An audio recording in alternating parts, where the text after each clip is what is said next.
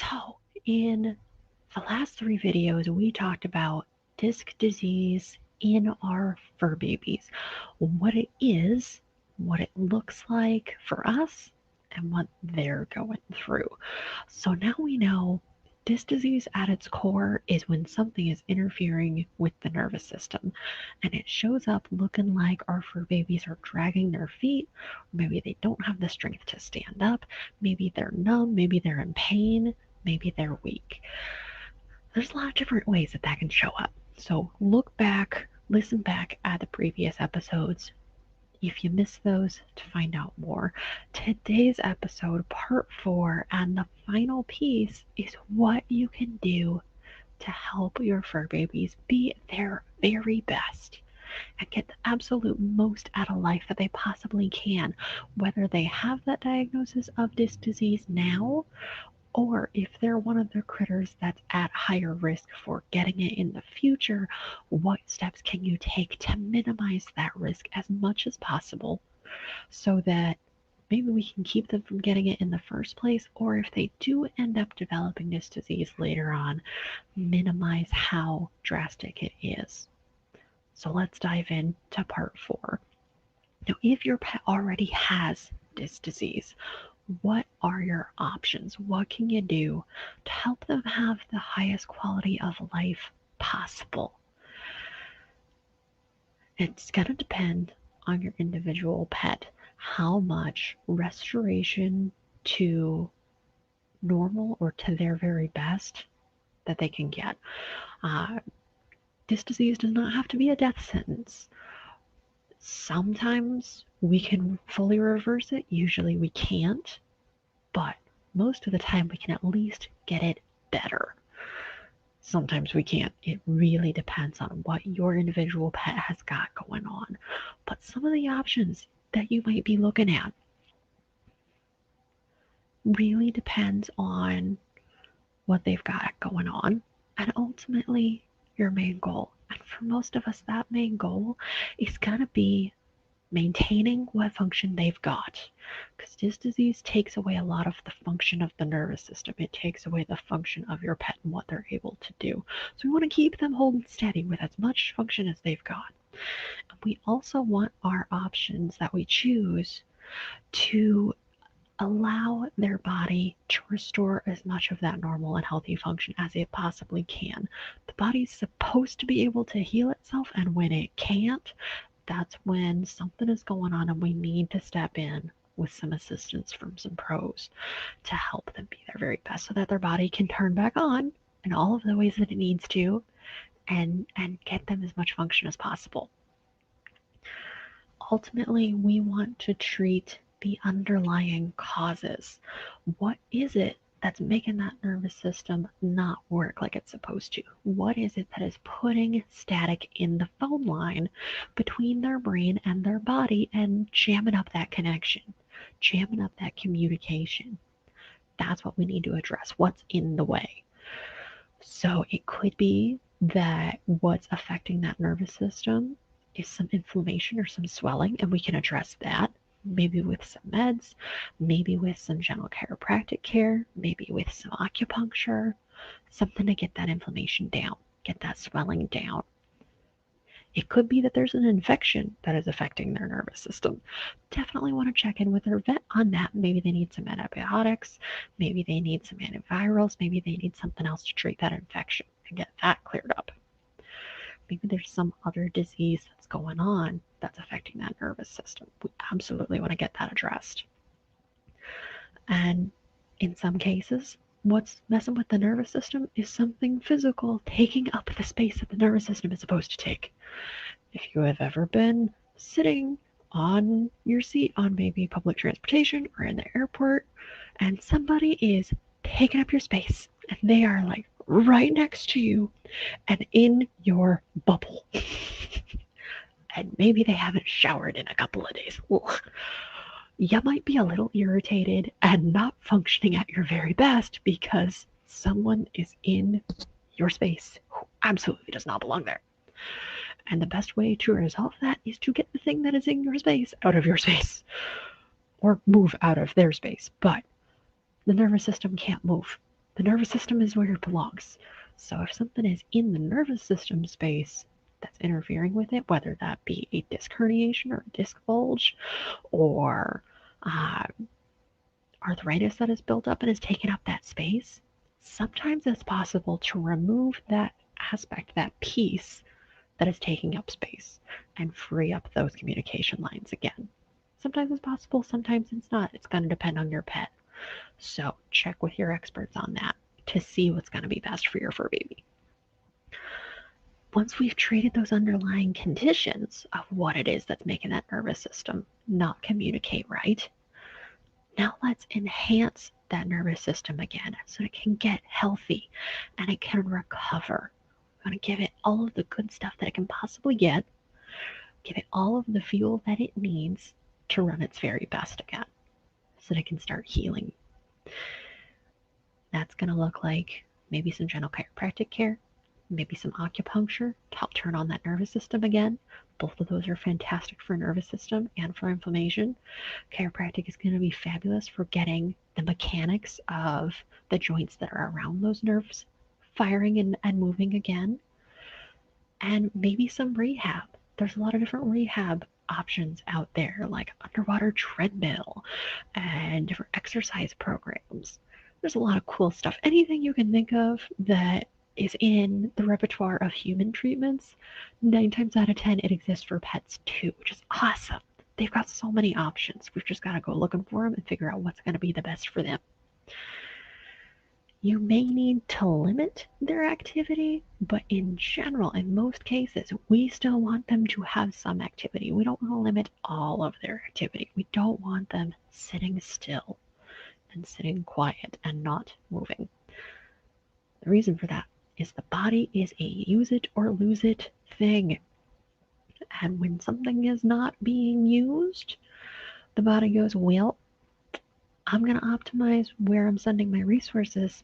And if we're not going to be using this whole moving thing, which means joints, muscles, nervous system that tells the body how to move, then I'm not going to send any more resources that way. I might send them to fat storage instead. And now we've got a few problems. Now we've got muscle atrophy happening. We've got joints that are going to stiffen up and lose the ability to move as well as they ever did. We're going to lose ability of that nervous system firing like it's supposed to, because it's not just like picking up the phone. It's like picking up your old phone. If you've got a stack of old smartphones in a drawer, I'm looking at the drawer right now in my house. We have one that still has a trackball on it. Do you remember when phones had trackballs? And I know from personal experience, if you take an old cell phone into your phone company and ask them to link it back up to an active phone number, it still won't work. Or it won't work as well as it once did because it's been sitting unused for so long. Same thing happens to our nervous system. If you sit without using those nerves for long enough, they will decay. They will stop functioning and eventually not be able to ever restore the function that they ever once had. So we do want them to stay moving, but in a healthy, functional way. We don't want them to have no activity. Movement is good. Body is use it or lose it. We want to keep that nervous system firing, keep those lines clear, keep those lines working. That's going to keep their muscle tone as good as it possibly can be. That's going to keep their joints as healthy as they can possibly be. And it's going to keep their weight as healthy as possible. And we mentioned before, the heavier our pets get, the more overweight they get. It's just like humans. It's a lot more stress on their joints, especially when we're talking about disc disease, where their spine, which is around and running through all of those really important things in the nervous system. We have a challenge with that nervous system, and our pets are overweight. We're putting more strain, especially on that spine, which is in turn putting more stress and strain on that nervous system that is already having a challenge. So we want to keep their weight doing good too. Now, your pet may or may not need a pain management plan as well. Sometimes our disc disease fur babies are in pain, sometimes they're not. So it's definitely going to be a case by case there. And in general, the sooner you can start trying something, the better off they're going to be. Because the sooner you start taking action and just start trying things, the sooner you're going to get to what's going to work. And the sooner you get to what's going to work, the sooner they're going to be feeling a whole lot better, hopefully, and doing a whole lot better. And the further into recovery we'll be able to get. The longer it goes, the less recovery we have the ability to restore. If you've lost 50% of function and it's been a couple of weeks or a month, we might be able to get most, if not all of that back. If they've lost 50% function 5 years ago, we probably aren't going to get most of that back. We might get 25% back, maybe. I'm throwing hypothetical numbers out there. These are not crystal clear numbers, just to give you a perspective, because what our brains can't measure, they can't comprehend, they can't manage. So having some numbers helps just from a perspective viewpoint. These are not actual numbers, but the sooner we can get them trying different things, trying different solutions, the sooner we're going to find what works, and the better they're going to get overall in faster time. If you're curious if I might be the one to assist your pet if they've already got disc disease, or if you're looking for ways to minimize that risk, in addition to what I'm going to tell you here in just a minute, reach out to me. You can give me a call or send me a text message at 636-751-3150, or you can hit my website at completewellnesscc.com and hit the consult tab. All right, lastly, what if your pet is one of maybe the breeds or the body type or the activity type that is more at risk for developing disc disease later down the road? And there's more on that in, I believe, part 2 of this series. It's in one of the parts that we covered recently. What can you do to minimize that risk? Like we mentioned before, for the ones that already have it, weight management is going to be huge. We want to keep them at a healthy weight so that they've got as little stress on the spine and the nervous system running through and around it as possible. We also want to manage their activity levels. Again, we don't want them to be couch potatoes, but we don't want them to be maniacs either. We want to minimize the risk of hurting themselves. So we want to keep them active, but supervised, and we want to keep them active in a way that's going to minimize their risk of micro traumas, like yanking on the leash too darn many times, or macro traumas, like running like a maniac through the backyard, stepping in a chug hole, and flipping and cracking their back on a tree. Yes, this has happened to 2 of my patients. So if you've got a rambunctious fur baby, work on training them to be a little more polite on the leash. Maybe change up their gear for when you go take them on a walk. Maybe a collar is not the right idea for them when they're out for a walk. Maybe we need to put them in a harness. Maybe we need to put them in a front clipping harness to minimize how much they're pulling. Because some pets are clever, and when you put them in a harness that clips on the back, they go, oh, I have all of this leverage from this harness across my chest now. I can pull harder. No, we don't want that. Front clipping harnesses can sometimes help with that. There's a lot of different gear, like gentle leaders, different things you can try to see what's going to be best for your pet, and how much they pull, and how much they twist when they pull, and what their neck is built like. So let's look into some different options of gear to minimize the risk of our pets, and also maybe work on some training or some yard maintenance. Really being careful of where you are, conscious of where it is that you're taking them for playtime and what that physical actual landscape looks like. Are they at risk for tripping on something? No, they're just like human kids. There is no way to completely eliminate their risk of hurting themselves. There's no way to completely eliminate your risk of getting in a car accident other than just not getting out of the car. but we got to get in the car and drive somewhere. They've got to get out and move. But we can minimize that risk as much as possible. Reduce that risk of them hurting themselves, which reduces the risk of getting this disease later on. And in addition to managing weight and managing activity and managing their risk of hurting themselves, we can also amplify their joint health and nervous system health as well now before there's a challenge, so that hopefully we don't ever have a challenge. Now, how do you amplify that joint health and that nervous system health? That's where you can come in with gentle chiropractic care for pets. Yes, pets can get chiropractic care.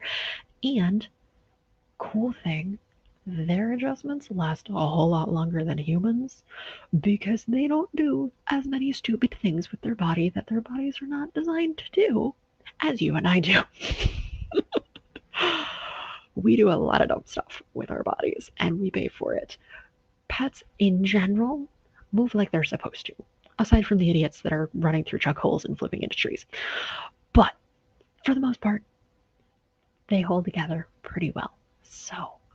And they respond so well to chiropractic care as well because they are so much more in tune with their bodies. Their nervous systems are communicating between their brain and their body and their body and their brain so much better than ours do. Because we've taught ourselves and trained ourselves to ignore when our body is telling us that we have a challenge. We have taught ourselves to ignore those early warning signs until something absolutely falls apart. We have trained our bodies and our brains that when things absolutely hit the fan, that is the only time that we will actually pay attention and do something about it. Pets, on the other hand, are different. Pets and animals in general are so much more in tune, and they catch those early warning signs. They know when something's not right. It's up to us to pick up on those signs from the very beginning or as soon as we possibly can and pick up on the signs that there's a challenge so that we can keep it from becoming any bigger than it possibly has to be. If you're curious if I'm the right fit to help you and your pet, be your very best and help them be their very best so that you can go out and live life absolutely unleashed, not feeling like anything is holding them back anymore. Reach out to me and let's see if I'm the right fit for helping you help your fur babies. You've got their back and I've got yours. So I look forward to hearing from you soon. 636-751-3150. Go out, love on your fur babies, and maybe try to minimize how much they're being crazy things. Other than crazy and love. All right, I will catch y'all on the next one. Bye now.